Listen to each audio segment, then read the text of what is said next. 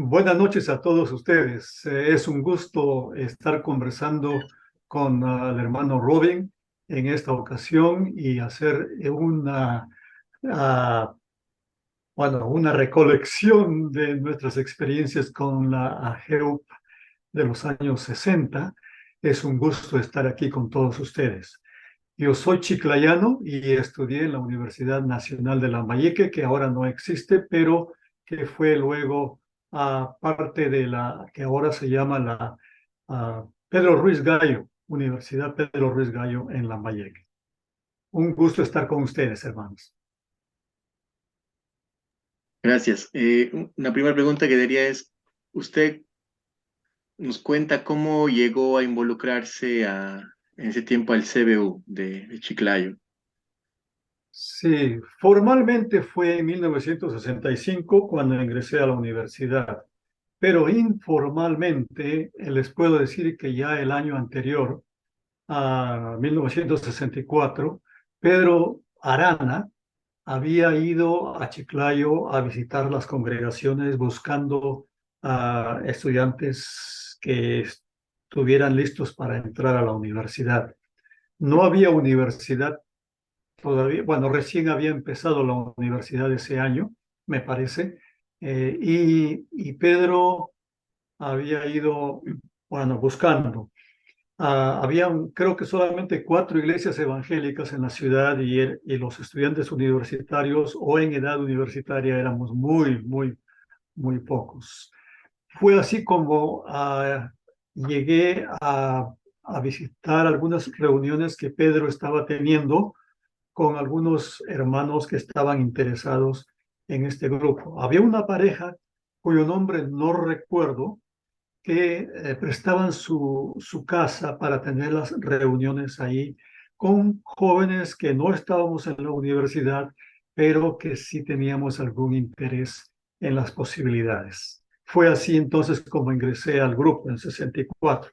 En el 65, cuando ya estaba en la universidad, entonces ya entré en forma formal a formar lo que se llama en ese tiempo era el movimiento bíblico universitario, que más tarde fue cambiado al CBU. Ah, qué interesante, ¿verdad? Que sea ese nombre, ¿no? Movimiento Bíblico Universitario. Mm. Sí, no Eh, recuerdo por qué, pero era MBU, esas eran las siglas. yo al revisar las cartas, entonces tengo un poco de eso, encontré una carta donde menciona que usted eh, participó en una recepción de Cachimbo. Ahí lo contactaron a usted, si no me equivoco. Posiblemente, hermano, mire, y si lo hubo, yo no me di cuenta. No creo, no sé. ¿Quién la escribe? ¿Quién escribe la carta? A ver, acá yo lo tengo. En el año 65, porque entre ustedes estaba, dice, estaba Niel, Zoila, Alberto Goto, ¿no? En aquel tiempo. O que ya desde que estaban antes de la pre estaban teniendo cierto contacto. Con, Sí, ya estábamos teniendo algún contacto antes de eso, en la 65. A ver, perdóname, hermano, 65. Eh, eh, eh, a ver, espéreme un segundito. Nomás quisiera saber quién escribió la carta, o sea, quién la firma, porque la verdad que no estoy muy seguro. carta de Sí, sí, sí. Ander Villegas a Pedro Arana, 1 de marzo Fechada del 65. marzo del 65. Sí. Si quieres, A ver, le puedo leer sí, sí, dice, por ¿no? favor, sí. Dice, el campamento de AGU se llevó a cabo en el Instituto Bíblico Nazareno Chiclayo. Mientras tanto, estoy pasando con los hermanos del Círculo y con Octavio Marcial y Pauquian, dice, ¿no? Estamos visitando a los que postulan a la universidad. Ellos son 8, en su mayoría nazarenos, en excepción de Niel Rojas, de La Peregrina. Esperamos que al ingresar puedan integrarse de veras al CBU. Pedimos a ustedes que tengan presente esto como un motivo de oración. algunos hermanos, Octavio Paz, Pauicán y Alberto, han pensado, luego del campamento, en la posibilidad de estudiar en el Instituto Bíblico. Por sus conversaciones, Octavio está más animado y él estimula al círculo a perseverar. Carta de Abner Villegas a Pedro Arana, 1 de marzo de 1965.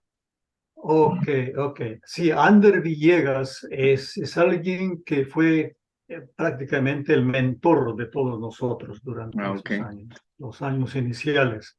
Es un hombre que me gusta, es una persona que todavía vive, no sé si lo conoce usted. No, voy a investigarlo para Sí, ver. le recomiendo que lo busque. Vive en Lima. Ok, Le recomiendo, sí, hermano, Ander no se le ha dado el crédito que merece por la forma en que nos ayudó. Bueno, como decía, no creo que haya sido una reunión de cachimbos, pero evidentemente estuve presente por lo que él está diciendo, ¿no? Y, y, y porque yo recién ingresé el 65 y esta reunión es del 65, dice de marzo, ¿no? marzo del 65. Marzo 65. Bueno, a lo mejor, mire hermano, han pasado unos cuantos añitos que ya la memoria ahí ya no me ayuda.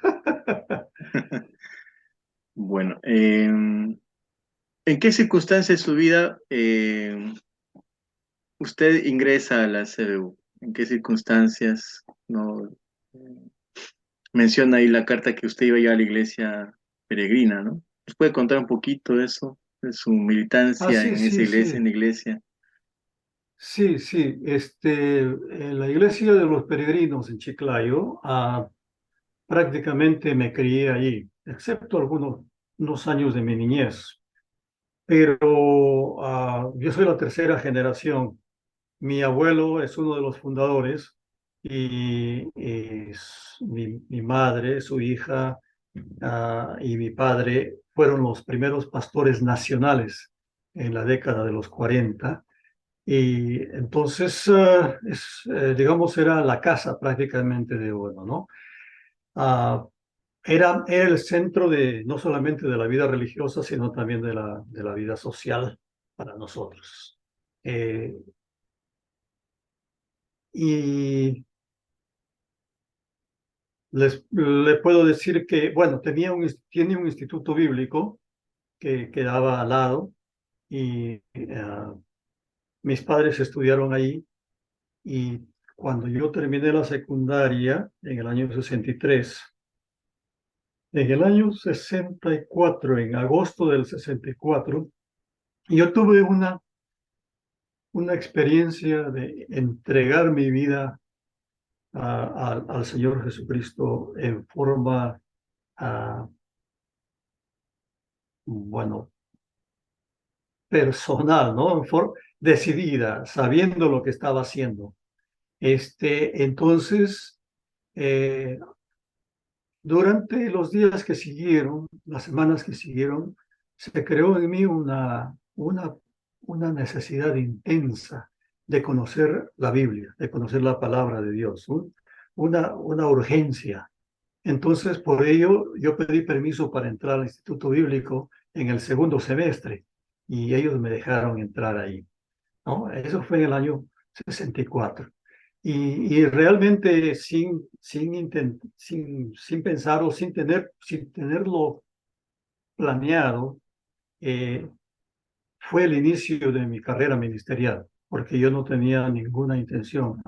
Hasta antes de eso, yo no quería ser pastor, no quería ser maestro, bueno, no quería aprender inglés y bueno, el Señor cambió las cosas, pero fue en el año 64 cuando en forma decidida entregué al Señor Jesucristo, comencé a ser un seguidor del Señor Jesucristo y la pasión por el estudio bíblico no la perdí, se ha quedado conmigo hasta el día de hoy, hasta este momento. en su tiempo ya de estando con los jóvenes del MBU o el CBU, aquel tiempo, Exactamente. eh, la pregunta es una pregunta que también se hacen ahora los jóvenes, ¿no? ¿Cómo usted lidiaba con su responsabilidad misionera en la universidad, sus estudios, su familia, la iglesia? Cuéntanos cómo hacía todo para estar comprometido con todo eso, con todos esos Sí, espacios. tiene usted razón, porque de repente estaba demasiado involucrado en varias actividades. Pero yo le puedo decir que para mí lo que me ayudó y lo que me ayuda hasta el día de hoy, lo que me dio un eje, un eje fiable, un eje seguro, es el tiempo devocional con el Señor. Mi estudio de la Biblia, eso era algo que constantemente lo estaba haciendo. Y entonces, una vez que iba entendiendo más y más la Biblia, la iba poniendo más y más en práctica. Y eso entonces lo ponía en práctica en mis actividades diversas. Para mí eso ha sido, digamos, fundamental. Quiero adelantar algunas preguntas más, ¿no? Adelante, hermano. Vamos en esto, ¿no? Una pregunta que es bien clásica, ¿no? Es de, ¿qué aporte dio el CBU, el AGU, a la vida, a su vida personal, ¿no? En familiar, en la vocación, el ministerio. Que, Sí, ujú.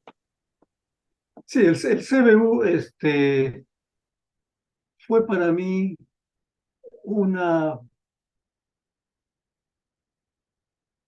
una forma de darme estabilidad, un grado de seguridad en la universidad, en primer lugar, porque podía contar con, bueno, éramos tres más al principio, pero eso, para mí, eso era un núcleo que me fortalecía, el encontrarme con ellos, el poder ayudarnos espiritualmente unos a otros. Eso me ayudó mucho a mí. Fue una gran experiencia del grupo pequeño, del grupo de compañerismo que me ha ayudado hasta el momento. En cuanto a ayudarme, por ejemplo, a la vida familiar, mis padres estaban muy orgullosos de que yo estudie allí, la iglesia también, la denominación también, y por ahí de vez en cuando escucho o leo, ¿no?, en las redes sociales de que alguien se hace referencia a Nayel Rojas como el primer universitario de la iglesia de los peregrinos, lo cual es cierto, ¿no? Ah, lo cual es cierto. No se puede negar eso y para mí eso es un gran privilegio. Eh, y entonces me ayudó para también, digamos, abrir brecha para que nuevos entren más tarde, para poder convencer a los pastores, los misioneros, que anteriormente tenían cierta reticencia a, a tener estudios superiores, ah, porque se decía, bueno, vas a ir ahí, vas a perder tu fe, a- te vas a meter a esto, a otras cosas, te vas a olvidar del Señor. Y sin embargo, yo les pude demostrar al mantenerme firme de que se puede servir al Señor igualmente sin tener que abandonar a la iglesia. Y eso ayudó en cuanto, digamos, a la iglesia, ayudarles a los pastores, a los líderes a tener cierta confianza. No total, no total, porque yo le digo que algunos de mis líderes nunca confiaron en mí totalmente, 100%. Me dieron con cierta reticencia, pero sí, en general, hubo quienes me dieron la oportunidad de ministrar. Quizás alguien que ayudó mucho, mucho, mucho, y esta es otra de las preguntas que usted tiene también, yo diría que fundamental, fundamental. Mis padres me animaron, me animaron. Pero yo ya estaba en el segundo semestre del año 65, yo ya estaba en el segundo semestre del año 64, yo ya estaba en el Instituto Bíblico como estudiante regular. Y el 65 yo estaba postulando a la universidad, pero tenía que tener permiso del Instituto Bíblico para saber si me dejaban continuar con los dos programas de estudio al mismo tiempo.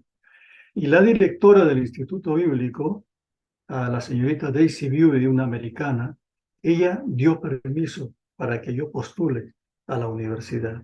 Y hablando con mi madre después, ella me dijo que la señorita Daisy Bewley le había contado que InterVarsity, usted sabe lo que es InterVarsity, Sí, el sí, IFES, ¿no? sí, Estados Que Unidos. es con el cual se identificaba el CBU. InterVarsity en los Estados Unidos había sido de mucha ayuda para su propio hermano cuando él fue a la universidad. Entonces, mire, había ahí prácticamente una buena recomendación. Y aunque la señorita Daisy al principio se mostraba un poco cautelosa, sin embargo, después me dio permiso y me ayudó mucho, me ayudó mucho. Ella me permitió tomar los dos programas de estudio. Y mire, o sea, a tiempo completo en la universidad, a tiempo completo en el Instituto Bíblico. Pero bueno, y en ese sentido, sí, el CBU ayudó a eso, ¿no? A romper la, la,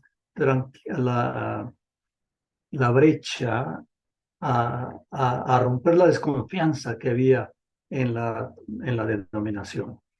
En cuanto a mi ministerio más tarde, yo estaba ahora pensando en eso. ¿Cuánto me ayudó mis estudios?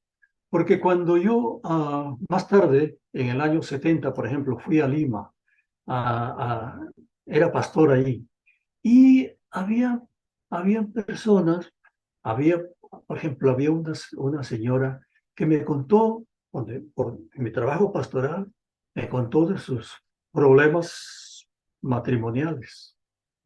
Y mire, yo joven, soltero, ¿no?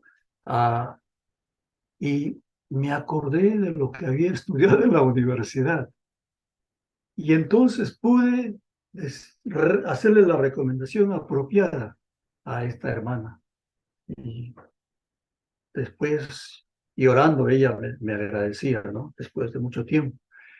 O sea, que la universidad me sirvió a mí también para mi trabajo ministerial. eh, con las enseñanzas que era creo que era del curso de biología o sociología, ya no me acuerdo qué era los temas que me ayudaron mucho para poder ayudar a esa hermana en aquella ocasión. Pero sí, para mí que fue una combinación ideal, una combinación buena, pero como otra vez, eh, era muy importante mi vida devocional, ¿no? Mi, mi, mi, mi, mi estudio de la Biblia, mi tiempo de oración. Eso es muy, muy, muy importante, básico. Em, en aquel tiempo en el CBU, ¿qué personas influyeron? ¿De qué personas usted se acuerda? Eh, ¿De qué situaciones, ¿no? En el trabajo ahí misionero. Y por ahí si nos menciona algún libro, una literatura de aquel momento que le impactó, ¿no? O influyó en su desarrollo personal, ministerial, ya desde ese tiempo en la CBU.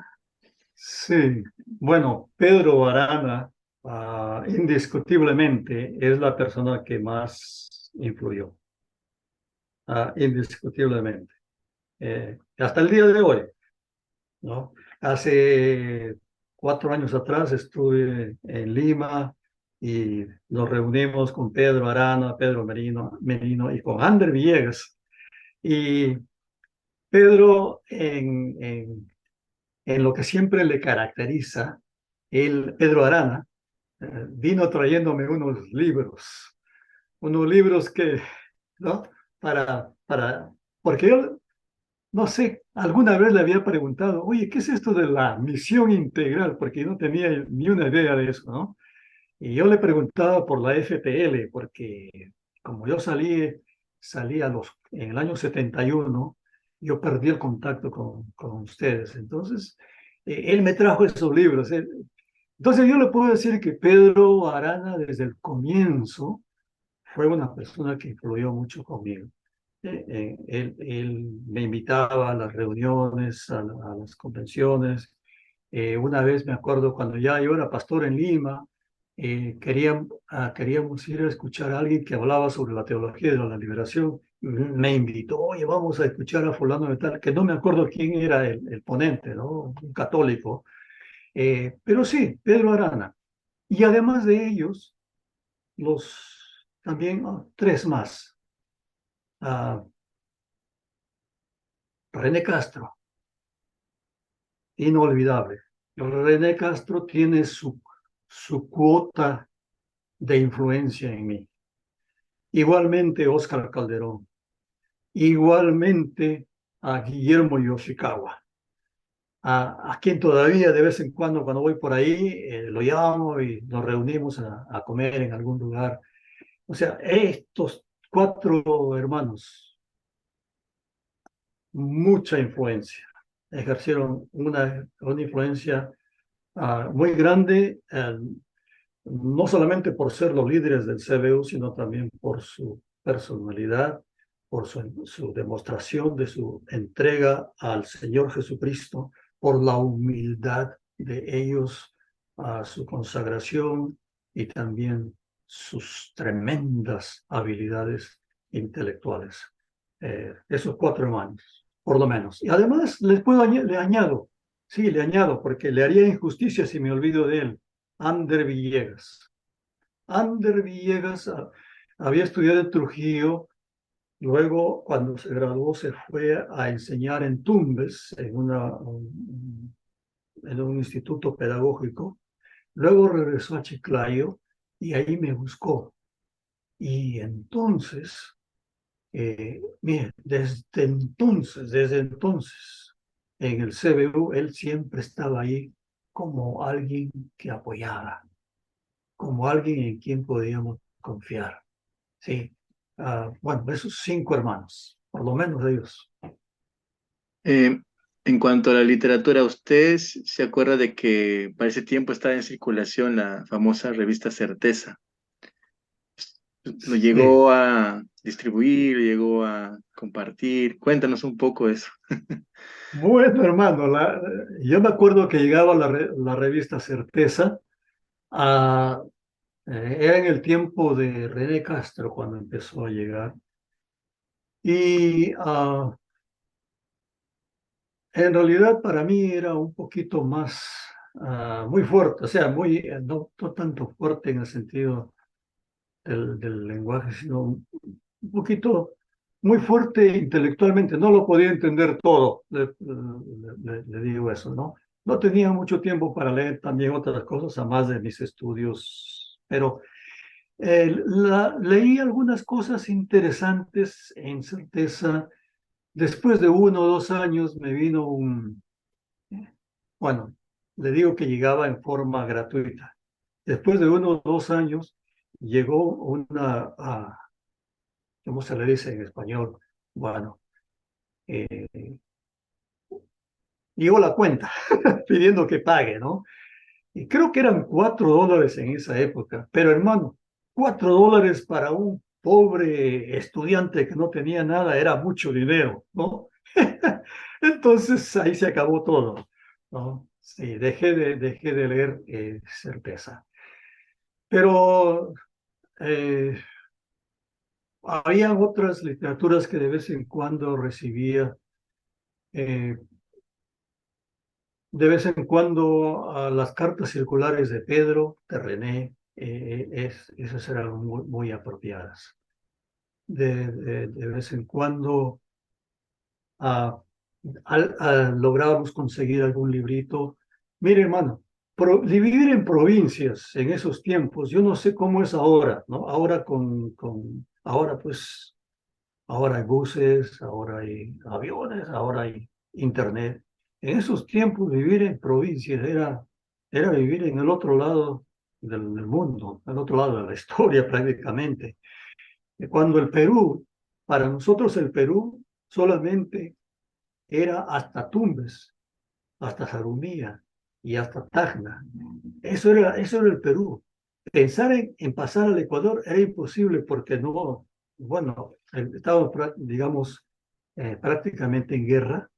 Esa no existía, ¿no? No existía. En Chile ese era otro país.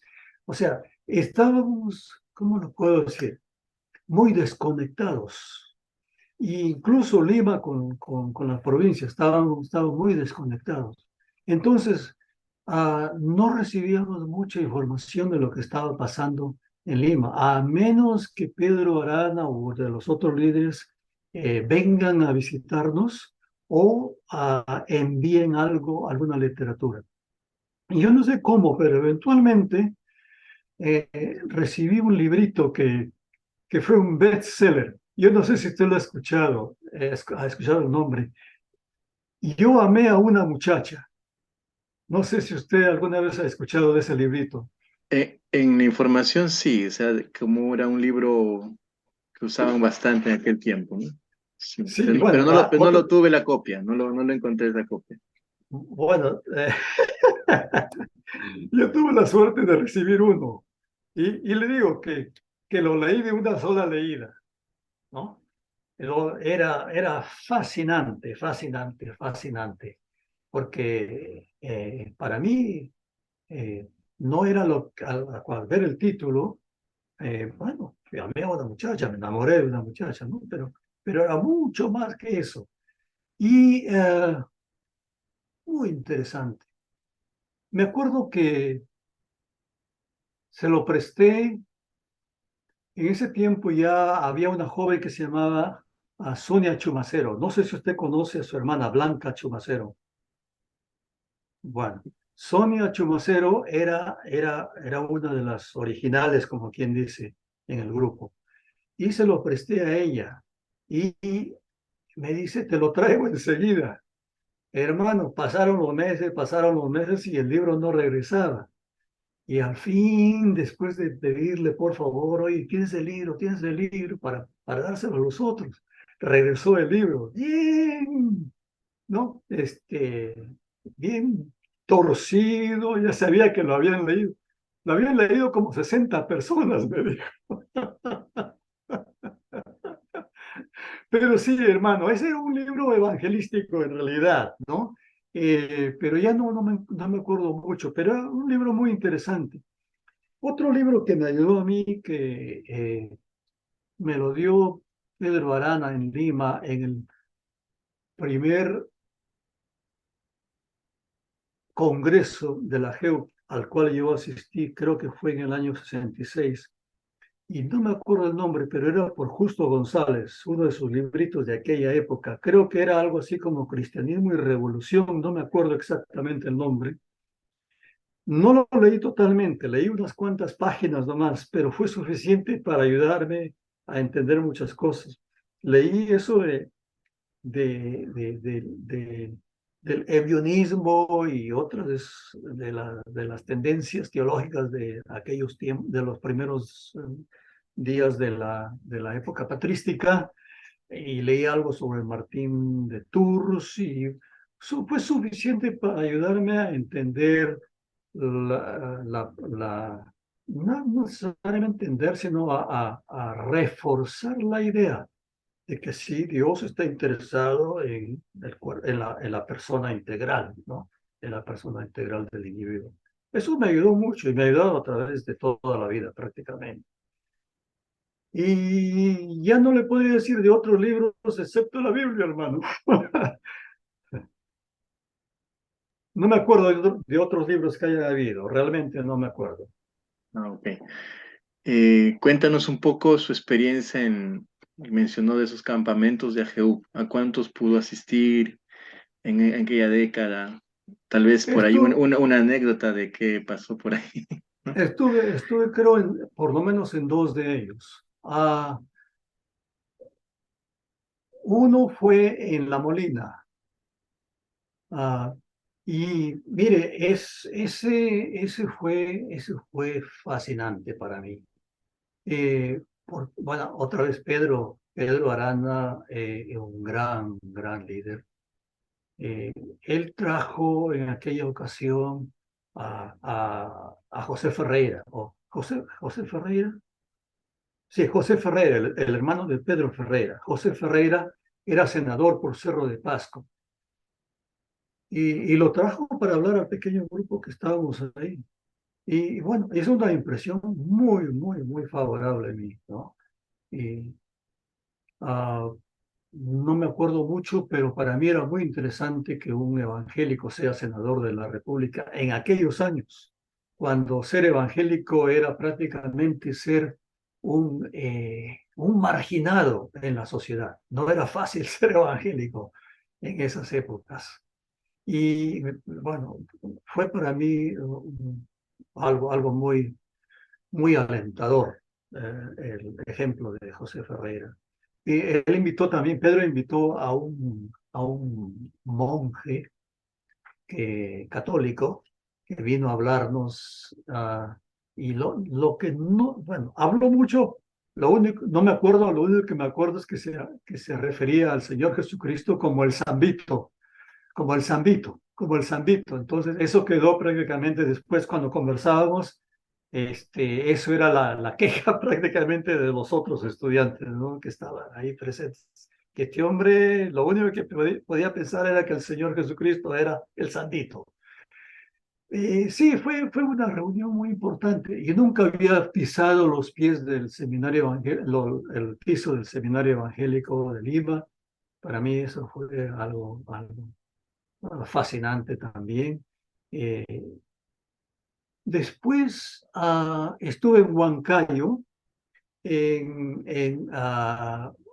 no recuerdo el año, me parece que fue el año 68 o 69, ya no estoy seguro. Y sí, ese fue El 6-9, el 6-9 es el evento. 6-9, ¿no? Sí. 6-9. Sí, hermano, sí. Sí, con Oscar Calderón.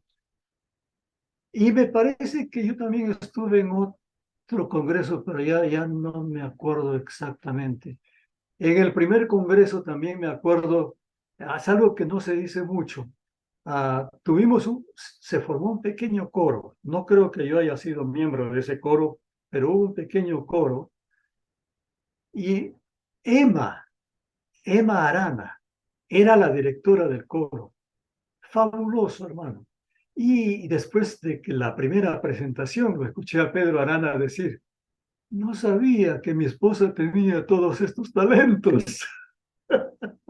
Tiempo de descubrimientos, ¿no? Bien interesante, hermano. Sí, para mí la GEUP y el ministerio de Pedro y de los otros hermanos han sido muy buenos. Mm.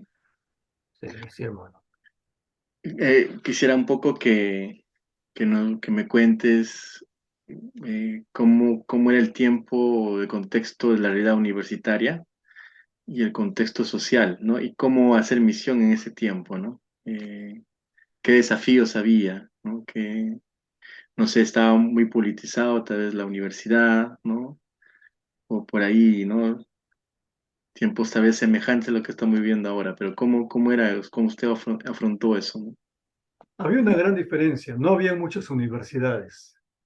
Yo entré a la universidad en el tiempo en que las universidades empezaron a multiplicarse, porque al principio creo que eran 7, 8 en el país y después hubo un énfasis en poner más universidades. A partir del 62, por ahí, 63, ya hubo un movimiento para crear más universidades en el país. Eventualmente creo que llegaron a 29, 30 por ahí, hasta por muchos años. Ah, y le digo que, por ejemplo, yo pensaba que cuando estaba en la secundaria, yo pensaba que nunca iba a ir a la universidad, ¿no? Porque, bueno, no había, ¿no? Trujillo para mí era otro mundo, muy lejos. Además, mis padres eran muy pobres, no teníamos nada, ¿no? Entonces, para mí eso era, digamos, algo que no, en lo que no se podía pensar. Pero esa era la situación universitaria en ese tiempo, era muy, muy escasa, muy poca. Cuando se crea la universidad mía, comienzan otras universidades también, como le digo, llegan hasta más o menos 30 universidades con el transcurso de los años. Y el ambiente universitario siempre ha estado politizado, desde que yo tengo memoria, ¿no? Me acuerdo que de niño, jovencito, leía mi diario, mi padre compraba el diario, mayormente la prensa en esos tiempos, el periódico, y estábamos ahí siempre viendo las marchas universitarias, ¿no? A Juan Alberto Campos Lama, creo que era el presidente de la Federación Universitaria del Perú, y siempre, siempre había una huelga, siempre había un paro, entonces eso no era extraño para nosotros. Y entonces cuando yo fui a la universidad en Chiclayo, no fue extraño para mí cuando empezaron a decir paro y cuando empezaron a dar los discursos de diferentes ideologías, y lo cual no había ningún gran problema para mí. Bueno, esa es la universidad. Lo que sí para mí marcó, digamos, una raya, y en esto me ayudó la fe. Y sí, explica aún mi posición de ahora, que quizás sea diferente a la de muchos de, de mis hermanos de la GEOP en este momento, sí, siempre. Pero yo llegué, cuando empecé a ver, hermano, las conversaciones, no necesariamente las conversaciones, sino las discusiones ideológicas en la universidad, cuando empecé a ver las discusiones de los apristas con los comunistas, con los axiopopulistas, empecé a darme cuenta que había ahí bastante, ¿cómo se puede decir? Eh, Enemistad, ¿no? Que la ideología traía mucha enemistad. Cuando un, un, uno, un líder de la izquierda moderada, ahí en Chiclayo, en la Facultad de Estudios Generales, porque no había todavía otra facultad en ese momento, eh, ganó las elecciones para la Federación, ¿no? De estudiantes de Chiclayo, de la Universidad Nacional de Lambayeque. Ah, los apristas, yo me acuerdo del líder aprista que le gritaba, te vamos a matar, ¿no? Entonces sí, empecé a ver eso, la enemistad. Me di cuenta que la ideología podía llevarnos a ese territorio de odio en el corazón. Yo ya para entonces había llegado a conocer al Señor de forma personal, y además ya traía, mire, desde la universidad, yo estudié en el Colegio Nacional de San José, no sé, esta corbatita dice, ¿no? San José, San José, pero en el Colegio Nacional San José, ya en la secundaria, ya tenía profesores marxistas que me enseñaron el marxismo. Yo lo estudié, bueno, el manifiesto comunista y todo eso, lo estudiábamos. Y cuando estaba en el tercer año de secundaria, sucedió la primera huelga de estudiantes en Chiclayo, y vi cómo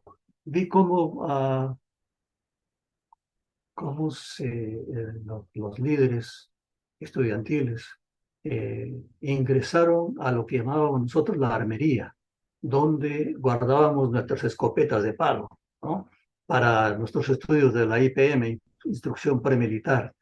Y entonces vi la violencia que se utilizaba en estos momentos, Y empecé a leer, empezando a leer a Marx, y empezando a ver la praxis, no, la teoría y la práctica del marxista, y después leyendo mi Biblia, me di cuenta, no hay manera en que yo pueda servir al Señor Jesucristo y tener esta lucha de clases, ¿no? Y buscar la destrucción de fulano de tal, aunque sea el rico. Bueno, entonces, hermano, eh, había mucha politización. Cuando estaba en el cuarto año, me parece, de mis estudios, cuarto, quinto año, entró Velasco y hubieron muchos problemas. El año 1967 me acuerdo que yo pasaba frente a la Facultad de Contabilidad, que quedaba aquí, y a unas cuantas puertas quedaba la Facultad de Derecho. Y hermano, le digo que en unos minutos la contabilidad era gobernada por los apristas, la de derecho por los comunistas. Pero en unos pocos minutos veo a los búfalos que desalojan a los comunistas de la Facultad de Derecho. Y de ahí sale uno de los líderes, que era hermano de uno de nuestros miembros, un amigo mío, totalmente ensangrentado, hermano. Entonces, bueno, ¿qué le puedo decir, no? Ah, estaba muy politizado. No hay nada que ver, no hay nada que ver. Y quizá la experiencia de ustedes también. Yo me he sentado al lado de líderes que, bueno, más tarde han sido conocidos por sus actividades no tan santas en la vida política del país. Sí, hermano. Mucha politización en la que era necesario que la presencia de Cristo esté. Para mí esa era la misión, era la presencia del Señor Jesucristo, el mensaje del Señor Jesucristo. Y por supuesto, nosotros los que hablábamos de Jesucristo, recibíamos el mote inmediatamente de esbirros del imperialismo, agentes de la CIA, ¿no? Y todo eso. ¿Qué se puede hacer, hermano? Pero sí, era la resistencia nuestra, al menos la mía, resistencia a participar de esas actividades que nos separaban de lo que el Señor Jesucristo nos había enseñado. Y bueno, hermano, no quiero perderme más, pero ¿qué otra pregunta tenía sobre la Eh, universidad? Encajando con eso, ¿no? En todo ese contexto que usted ha reflexionado, ha recordado, que cómo evangelizaban, qué estrategia usaban, y si por ahí nos cuenta si en ese tiempo hubo un estudiante que se convirtió, ¿no? O se acuerda de un testimonio sobre eso. Sí, hermano. No había estrategia. Mire, hermanos, nosotros éramos inicialmente, literalmente, éramos cuatro gatos que no sabíamos lo que estábamos haciendo. Sinceramente, hermano, sinceramente, simplemente éramos cuatro evangélicos que necesitábamos el compañerismo uno del otro. Entonces, esa viene a ser la primera estrategia, el compañerismo, ¿no? El ayudarse, el amarse uno a otro, el estar ahí uno por el otro. Y para mí, eso era el testimonio, porque cada uno de nosotros tenía su grupo de amigos.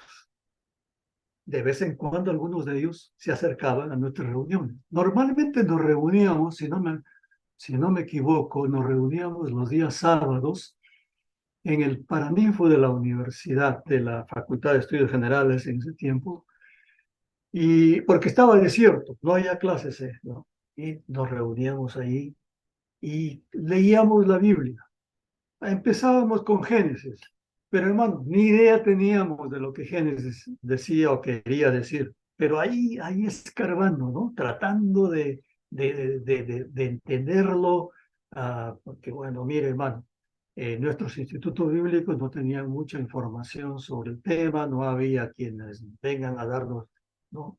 Alguna conferencia, alguna orientación, pero ahí, entonces yo diría, hermano, que no había necesariamente una estrategia, sino la necesidad del compañerismo, del apoyo mutuo espiritual. Y de ahí poco a poco eso ya ha ido creciendo, mayormente después con la visita de otros líderes, de otras promociones. Ah, si alguien se convirtió ahí, yo me acuerdo, hermano, de Sócrates Cova. Sócrates Cova fue compañero mío en la secundaria, también hijo de evangélico, pero él no era, digamos, bueno, como todos nosotros, ¿no? Simplemente asistíamos a la iglesia, pero no teníamos un contacto con el Señor. Sócrates evangélico, Sócrates Cova sufrió por el Señor. Alguien de repente le pegó un cabezazo en la cara a él por ser evangélico.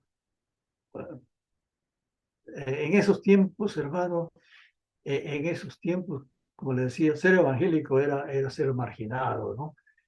Y bueno, siempre ha sido así. Y pobre Sócrates sufrió mucho, pero él, digamos, no había hecho una profesión de fe hasta que estuvo en la universidad, me parece, 1 o 2 años. Sócrates, ah, entonces empezamos a conversar, ¿no? Volvimos a reencontrarnos, porque él había ido a vivir lejos, había vivido por Jaén, creo.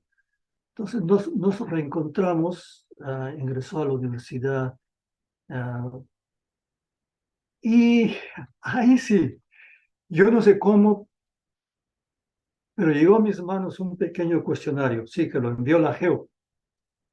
Un cuestionario que tenía la idea de ayudarnos a evangelizar, ¿no? No necesariamente a evangelizar, sino a establecer una conversación con alguien, con el propósito, por supuesto, de evangelizar.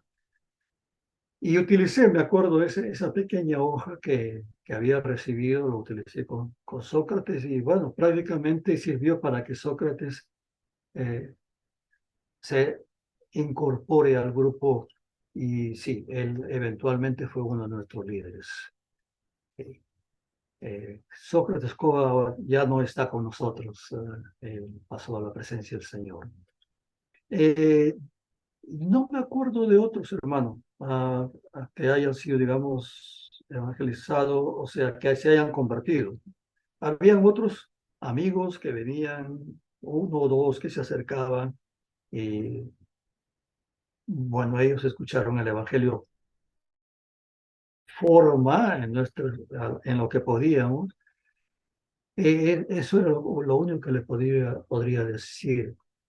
Una vez tuvimos la oportunidad, ah,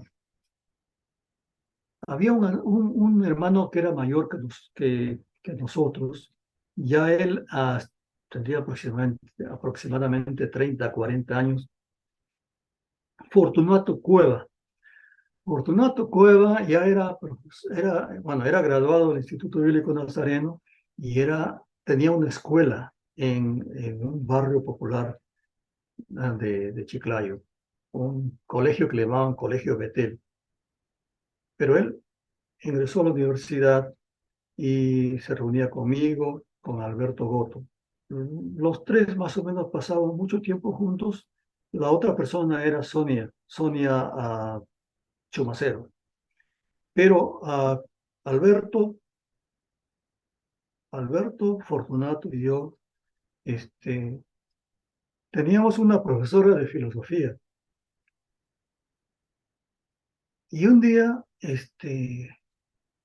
al mismo tiempo, había unas conferencias, y yo no recuerdo qué tipo de conferencias, pero eran algo que nosotros consideramos que era importante en la iglesia de Nazareno.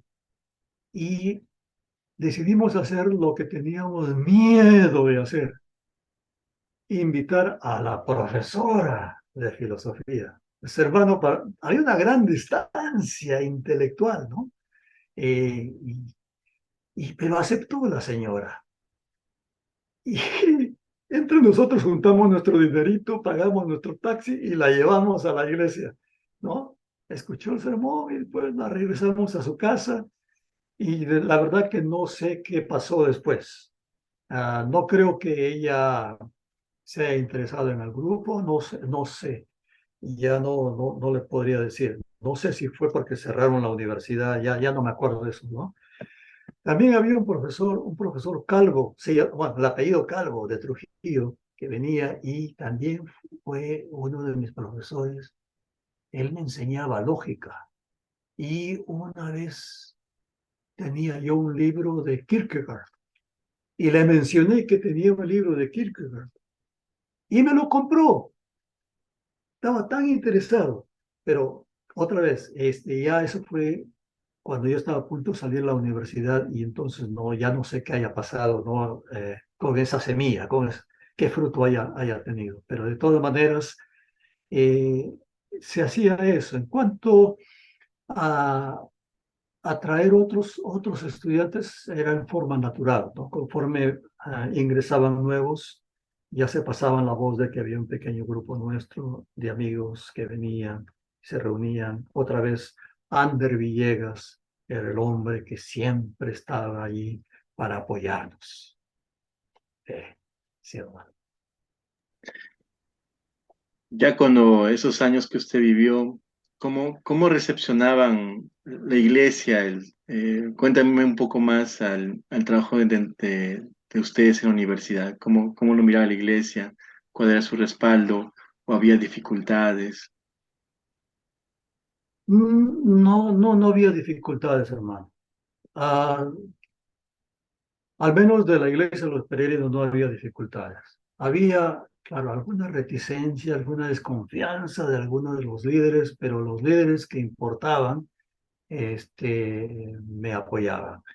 Y nunca obstaculizaron nada. Claro, para ellos no formaba parte de su programa. No era algo en lo que ellos tenían que apoyar. O sea, ni aún para nosotros, ni siquiera nos dábamos cuenta de lo importante que era eso. Mm, Nosotros, no, mire, personalmente yo no podía beber más allá, ¿no? Más allá de los 4 o de los 10 o de los 15 que llegábamos a hacer después. Eh, o sea, eran otras épocas. En cuanto a la iglesia del Nazareno, yo no le podría decir mucho, hermano. Ah, el pastor de la época, uno de los pastores de la época era el pastor Rubio, que su hijo había sido, bueno, el pastor Rubio había sido pastor, Baltasar Rubio, había sido pastor de la iglesia del Nazareno en Trujillo, y uno de sus hijos había estudiado medicina ahí. Entonces parece que él conocía algo sobre el CBU, pero no le podría decir cuánto fue su apoyo, excepto de que no hubo ninguna reticencia, o sea, ninguna obstaculización que yo haya escuchado de parte de él. Yo sé que uno de los misioneros no tenía buen concepto de la GEO, y eso fue por algo que sucedió antes de que nosotros iniciásemos el grupo.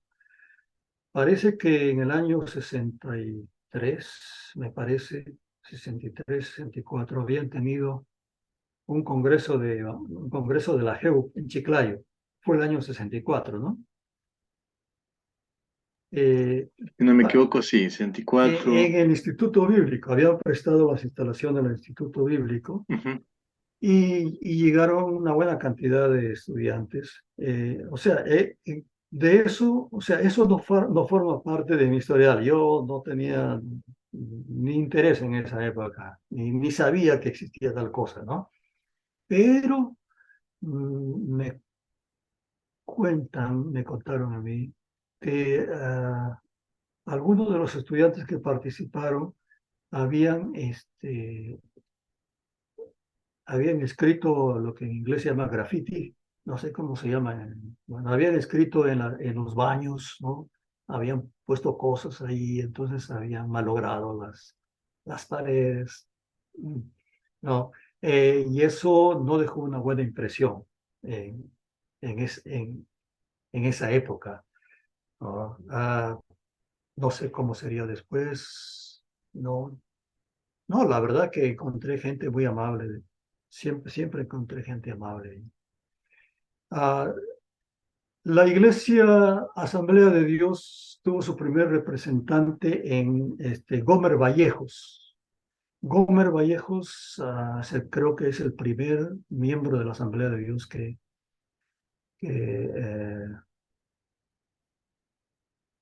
que participó, sí, del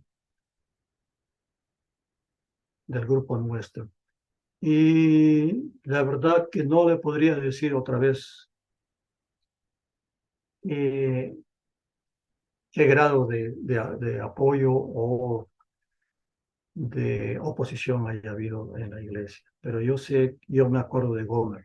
Incluso hace poco me he vuelto a reencontrar con él por las redes sociales. ¿Se acuerda usted que llegaron a hacer tal vez algunas conferencias en la universidad, algún expositor que llegó, tal vez yo sé que en los años 60 había también este impulso de evangelismo a fondo, llegaron a hacer algunas actividades aliados con ellos?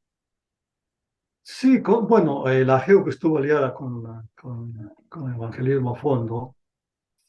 ah, y yo no me acuerdo mucho de lo que hayamos hecho como CBU en la universidad, porque en ese tiempo yo también tenía a mi cargo el trabajo juvenil del norte para Evangelismo a Fondo, desde el norte peruano. Entonces no tenía mucho tiempo. Ah, y no me acuerdo si fue el mismo año cuando vino Alfonso Rodríguez Hidalgo. No sé si usted ha escuchado de él. Por lo que investigué, sí, sí, que estuvo Alfonso también en otro. Rodríguez Hidalgo, usted sabe, entonces, un cubano eh, exiliado, estando en el avión, le mandaron decir, no regreses, no lo dejaron aterrizar. Este, él llegó a Chiclayo porque, a ver, él vino a dar unas conferencias en Lima y parece que durante ese tiempo tenían 2 días libres y querían utilizarlo. Entonces lo ofrecieron a Chiclayo y lo mandaron, ¿no? Bueno, yo le dije, está bien, que vengan nomás. Vinieron. Y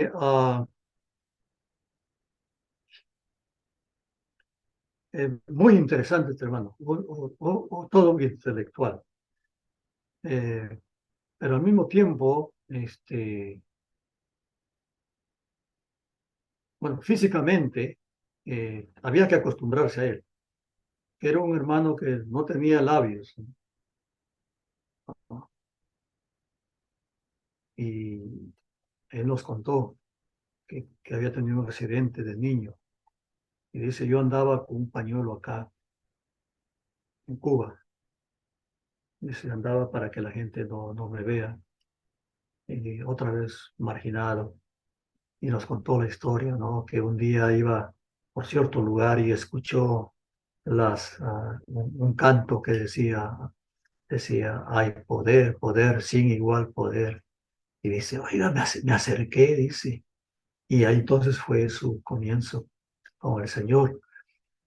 Sí, sí, para nosotros fue una gran inspiración tener a un hombre de su capacidad intelectual, ¿no? Eh, Doctor en filosofía, psicología, teología. Ah, entonces traté de que hable en la universidad, pero el decano no, no me permitió. Ah, entonces logramos, sí, se conversó con los líderes, ahí está, los directores del Instituto Bíblico del Nazareno y del Peregrino. Y tuvimos una reunión en el Instituto del Nazareno con los dos grupos, 2 cuerpos estudiantiles. Y nos dio una conferencia magistral que marcó historia. Este, Y después Alfonso Rodríguez Hidalgo se quedó en el Instituto Bíblico Los Peregrinos, se quedaba ahí con nosotros esos días. Y me acuerdo que había un muchacho, un joven líder de la Universidad Nacional de Lambayeque que de vez en cuando se acercaba a nuestro grupo, pero no era del grupo, no era evangélico, pero un amigo. Y él era gran amigo de uno de los profesores, otra vez el profesor de filosofía, otro profesor de filosofía, un gran abogado que llegó a ser uno de los jueces de la Corte Suprema. No sé si usted habrá escuchado alguna vez de Silva Salgado. Este, bueno, mm, sí, él salió, ya se jubiló hace muchos años, en el tiempo me parece, en el tiempo de Ollanta Humala, me parece. Pero bueno, eh, lo trajo para conversar con Alfonso Rodríguez Hidalgo. Y cuando conversaba, el doctor Silva Salgado le dice, mire, doctor Rodríguez Hidalgo, yo estoy preparado para ofrecerle a usted la cátedra de filosofía en esta universidad. Y me impresionó que haya hecho tanta impresión en ese tipo de personas. Claro, Rodríguez Hidalgo estaba nomás de paso y en forma muy diplomática le agradeció y le dice, mire, discúlpeme que yo ya tengo mi trabajo en Nueva York. Ah, pero sí, Alfonso Rodríguez Hidalgo dejó cátedra, dejó historia. Es algo que yo nunca me he olvidado, hermano. Una buena persona. Ya es casi, casi dos últimas preguntas. Uno tiene que ver si para ese tiempo, en su contexto, ya en la GU, en las exposiciones, se comenzaba ya a reflexionar sobre este tema de la responsabilidad social, ¿no? Dentro de la iglesia, o todavía no era algo que era prioritario, ¿no? No se trataba, ¿no? Como le dije, nosotros estábamos en nuestros pininos, apenas, empezando. No, había alguna idea de ello, ¿no? En el año 68 se produce el golpe de Estado de eh, a Velasco Alvarado, a la reforma agraria, y hubo mucha conversación política, sí, ahí sí se produjo mucha influencia en la iglesia, pero digamos, era más que todo la influencia ideológica de afuera. No era necesariamente que nosotros estábamos pensando teológicamente al respecto. Entonces no había todavía esa, esa pasión, digamos, por la actividad social, como por ejemplo ahora. Claro, ¿no? Eso ya también se refleja más en la década de 70, ¿no? En AGU, con, Exactamente. Tiene usted razón, hermano. Tiene usted razón. con Víctor Arroyo, con el hermano también Humberto Bullón. Exactamente. Exacto. Exactamente. Pero Sí, quería un poco sí. ver si había el despertar o no. Esa era más una pregunta. No, hermano. No. René Castro trataba de ayudarnos por su trasfondo metodista, ¿no? Él Claro, tenía, digamos, esa visión, ah, pero no había mucho todavía, no había mucho. Era más que todo la influencia ideológica de afuera. Para todos los miembros de la Asociación de Grupos Evangélicos Universitarios del Perú, al celebrar su 60º aniversario, les quiero extender mis más sinceras felicitaciones les quiero decir que estoy muy orgulloso de ustedes por ser parte de este gran esfuerzo que ha sido llamado en forma legítima el brazo de la iglesia en la universidad. Les quiero recomendar que nunca abandonen al Señor Jesucristo.